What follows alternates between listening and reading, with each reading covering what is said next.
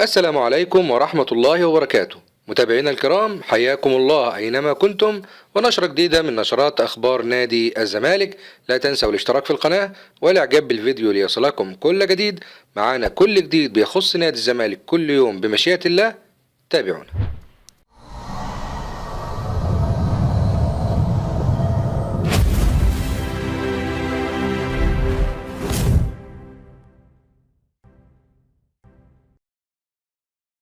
نادي الزمالك بيؤدي ميرانه الأول بالكويت وآخر الاستعدادات.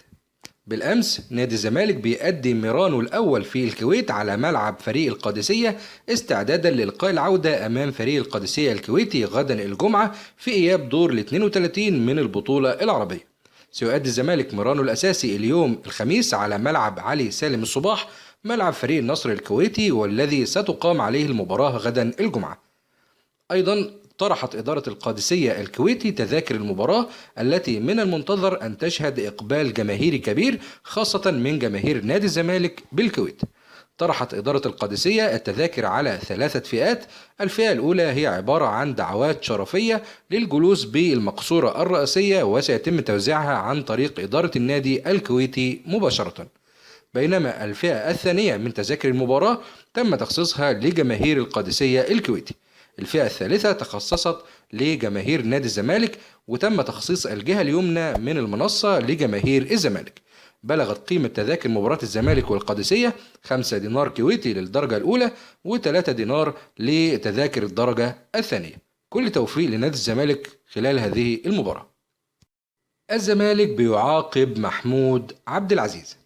مجلس إدارة نادي الزمالك بيقرر توقيع عقوبة مالية على اللاعب محمود عبد العزيز لاعب خط وسط الزمالك بعدما تشاجر مع شيخ بوزيان مدرب الأحمال خلال تدريب الزمالك الأخير قبل السفر للكويت.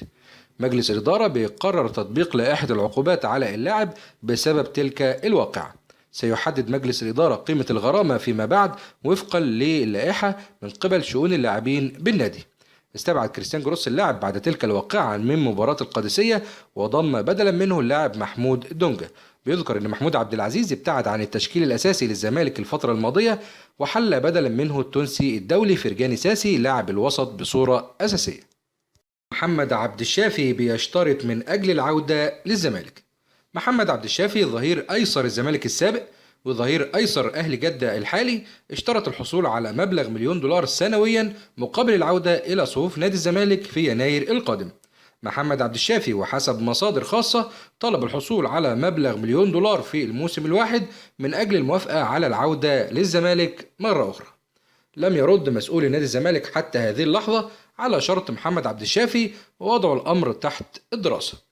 بيرغب الزمالك في التعاقد مع محمد عبد الشافي لسد الثغرة الموجودة في الجبهة اليسرى بسبب عدم القناعة بمستوى بهاء مجدي أو أحمد أبو الفتوح من قبل السويسري كريستيان جروس المدير الفني للفريق. شرط هام من كريستيان جروس من أجل تعاقدات الزمالك في يناير القادم.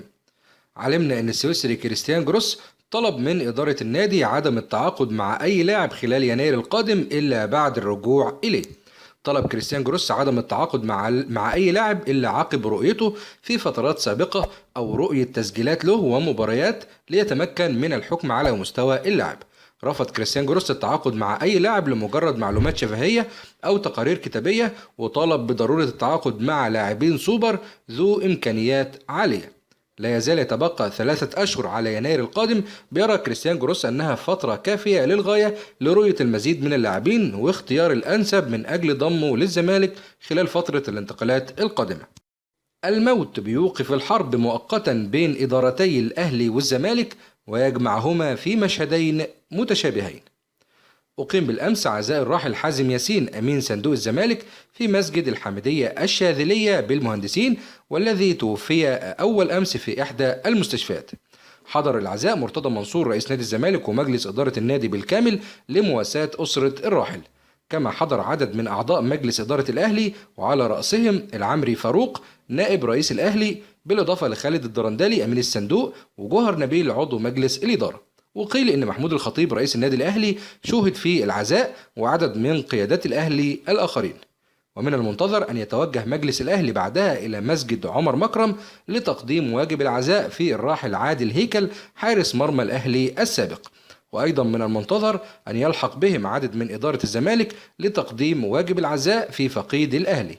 كانت الفترة السابقة شهدت جدال واسع بين إدارتي النادي الأهلي وإدارة نادي الزمالك على خلفية قضايا مختلفة تسببت في تراشق إعلامي كبير بين مسؤولي الناديين. بالأمس بينجح الموت في تجميع الطرفين في عزاء فقيدي الناديين حازم ياسين وعادل هيكل. لاعب الداخلية صراع الزمالك والأهلي القادم. مسؤولي نادي الزمالك بيفتحوا خط تفاوض مع إسلام جابر لاعب فريق نادي الداخلية من أجل الحصول على خدماته خلال فترة الانتقالات الشتوية في يناير القادم. الفترة القادمة ستشهد منافسة بين الأهلي والزمالك على ضم هذا اللاعب إسلام جابر للحصول على خدماته، وذلك بعد انضمامه بشكل رسمي لصفوف منتخبنا الوطني مع المكسيكي خافيير أجيري المدير الفني الجديد لمنتخبنا الوطني. مسؤولي نادي الزمالك سعوا لجس نبض اللاعب خلال الفترة الماضية عبر وسطاء بسبب الأنباء التي ترددت عن دخول الأهلي في هذه الصفقة. وحسب الأنباء التي علم بها مسؤول الزمالك أن اللاعب يرى أن فرصته ستكون مع الأهلي أكبر، وواضح انتمائه للأهلي، وهو ما جعله يفضل عرض الأهلي بشكل صريح عن عرض الزمالك. إلا أن مسؤول الزمالك بيتمسكون حتى الآن بالتفاوض مع اللاعب ومحاولة ضمه. اهتمام الزمالك باللاعب بيأتي لعدة أسباب، أبرزها صغر سن اللاعب حيث يبلغ من العمر 21 عام، وهو ما يسهل من مهمة تسويقه في المستقبل وتحقيق مكاسب من وراءه. بتبقى الأمور مفتوحة خلال الأيام القادمة. مفاجأة جماهيرية كانت في انتظار بعثة الزمالك بالكويت استعدادا لمباراة القادسية. وصلت بعثة الزمالك إلى مطار الكويت من أجل مواجهة القادسية الكويتي غدا الجمعة، وكان في استقبال بعثة الزمالك في مطار الكويت حشد كبير من جماهير الزمالك رافعة الأعلام البيضاء من أجل دعم ومساندة الزمالك. المعروف أن هناك جالية مصرية كبيرة في الكويت، ومن المتوقع حضورها للمباراة من أجل دعم الزمالك، كما أنه من المعروف أيضا أن قطاع كبير من الجماهير الكويتية بتدعم نادي الزمالك. تعليمات كريستيان جروس للاعبي الزمالك استعدادا لمباراة القادسية. السويسري كريستيان جروس طلب من لاعبي نادي الزمالك عدم التهاون وتجنب التقصير خلال مواجهة غدا الجمعة أمام القادسية في البطولة العربية. ألقى كريستيان جروس محاضرة قصيرة على لاعبي الزمالك خلال المران الأول للزمالك في الكويت عقب وصول الفريق بالأمس. كما طلب كريستيان جروس عدم حضور أي جماهير لتدريبات الفريق في الكويت حفاظا على السرية الكاملة وخوفا من تواجد أي جواسيس من الفريق الكويتي. طلب كريستيان جروس من اللاعبين ضرورة إحراز هدف مبكر من أجل إراحة الأعصاب واللعب بهدوء والضغط النفسي على فريق القادسية. أيضا كريستيان جروس بيوجه للاعبين وبالتحديد المهاجمين تعليمات خاصة وصارمة بضرورة العودة للخلف وأداء الواجبات الدفاعية وعدم ترك أي مساحات في دفاع الزمالك. تصريحات إسماعيل يوسف وأمير عزمي مجاهد حول مباراة القادسية. إسماعيل يوسف عضو مجلس إدارة الزمالك ورئيس بعثة الزمالك في الكويت بيأكد على أهمية مباراة الزمالك والقادسية الكويتي من أجل إسعاد الجماهير. إسماعيل يوسف تصريحاته بيأكد أن الزمالك لديه أفضل اللاعبين المتواجدين على المستوى المحلي والعربي، وأنهم على قدر كبير من المسؤولية ويدركون أهمية اللقاء جيدا. أضاف إسماعيل يوسف في تصريحاته: كل ما نطلبه هو التركيز لتجاوز تلك العقبة والتأهل للدور التالي بالبطولة، خاصة بعد التعادل السلبي في مباراة الذهاب. وفي نفس السياق أمير عزمي مجاهد مدرب الزمالك بيتكلم عن صعوبة المباراة أمام القادسية الكويتي، وبيأكد أن الجهاز الفني درس القادسية جيدا وشاهد 6 تسجيلات للفريق، وأنه وضع أكثر من سيناريو لأحداث المباراة. اختتم أمير تصريحاته أن الجهاز الفني وضع يده على نقاط القوة والضعف لدى المنافس، وأن الزمالك قادر على الفوز بالمباراة. إدارة الزمالك بتتدخل لحل أزمة حمدي النقاز حتى لا يتعرض اللاعب للإيقاف. علمنا أن إدارة الزمالك قررت عقد جلسة مع وكيل اللاعبين نبيل أبو زيد من أجل حسم أزمته مع اللاعب حمدي النقاز. نبيل أبو زيد وكيل اللاعبين بيؤكد أن لديه مستحقات لدى اللاعب نظير وسطته في انتقاله للزمالك. هدد نبيل أبو زيد بالتصعيد للفيفا، فيما نفى اللاعب حمدي النقاز علاقته بالوكيل وبانتقاله للزمالك.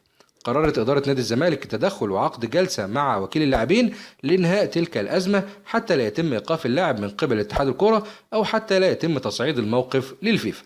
اللاعب بيتواجد حاليا في الكويت مع بعثة الفريق، وبيشارك اللاعب حاليا بشكل أساسي مع الزمالك، وبينتظر تواجده خلال لقاء القادسية غدا من أجل إصابة حازم إمام.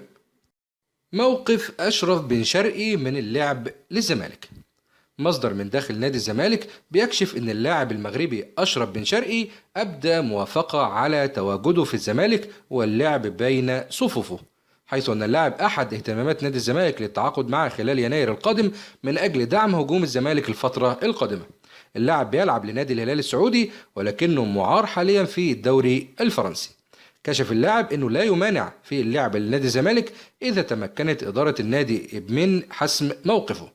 بيبحث نادي الزمالك عن عدة تدعيمات في يناير القادم، بيرغب في التعاقد مع لاعبين سوبر، وبيعتبر اللاعب أشرف بن شرقي أحد اللاعبين الذين ترغب إدارة الزمالك في التعاقد معهم. ومن المنتظر أن تبحث إدارة نادي الزمالك عقد اللاعب لبحث إمكانية إنهاء إعارته وإعادته للهلال ثم التعاقد معه، وأيضا ستبحث الرأي الفني للسويسري كريستيان جروس المدير الفني للفريق بشأن التعاقد مع اللاعب من عدمه. اتحاد كرة القدم المصري بيعلن عن تعديل موعد قرعة كأس مصر. لجنة المسابقات برئاسة عامر حسين بتقرر تعديل موعد قرعة دور ال 32 لبطولة كأس مصر إلى يوم الخميس 4 أكتوبر القادم في الساعة 1 ظهرا بمقر الاتحاد بالجزيرة.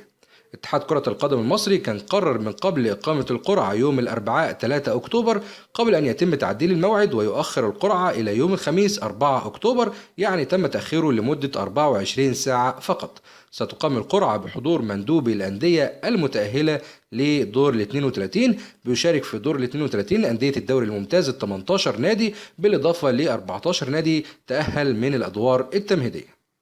صحيفة سعودية بتكشف عن رد فعل جديد ضد الأهلي بسبب تجاوزات جماهيره ضد ترك الشيخ. صحيفة الرياضية السعودية بتكشف أن شركة سبورتا السعودية التي كانت متعاقدة مع الأهلي من أجل تصميم زي الفريق بتقرر فسخ تعاقدها مع الأهلي. بيأتي هذا احتجاجا على ما بدر من جماهير الأهلي ضد تركي آل شيخ رئيس هيئة الرياضة السعودية من سباب وإهانة. كشفت الصحيفة أن الشركة استنكرت صمت إدارة الأهلي على ما حدث من تجاوزات من جماهيرها وعدم اتخاذ أي رد فعل، كما استنكرت الخروج على الروح الرياضية. وصفت الشركة ما حدث بأنه لا يمت بأي صلة إلى رقي وأخلاقيات المجتمع المصري العربي الأصيل ولا إلى الغالبية العظمى من جماهير مصر وجماهير الأهلي. كما ذكرت الصحيفة السعودية أن هناك غليان حدث في الشارع الرياضي عقب تجاوز جماهير الأهلي خلال اللقاء الإفريقي الأخير.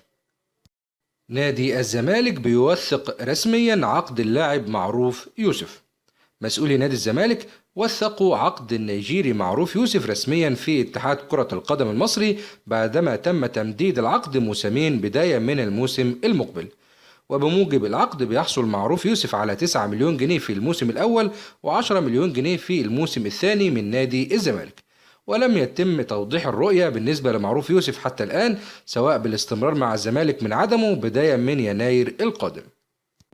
وكانت دي نشرتنا، نشرة أخبار نادي الزمالك اليوم. في نهاية النشرة لا تنسوا الاشتراك في القناة والإعجاب بالفيديو ليصلكم كل جديد. كل الشكر والتقدير للناس اللي بتدعمنا الفترة الماضية باشتراكات في القناة، بإعجابات على الفيديوهات، بتعليقات على الفيديوهات، وإن شاء الله نكون عند حسن ظن حضراتكم الفترة القادمة.